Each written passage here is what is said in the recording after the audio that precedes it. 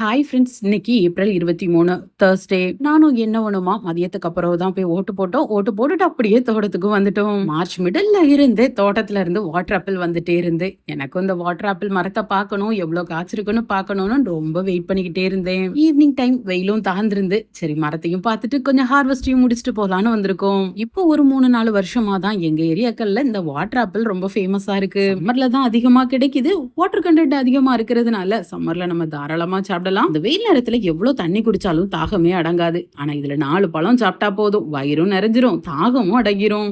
என்னவன் பழுத்த பழமா பார்த்து பார்த்து பறிச்சாங்க. யாருக்குன்னு கேட்டா ஜெசிகாக்குன்னு சொல்றாங்க.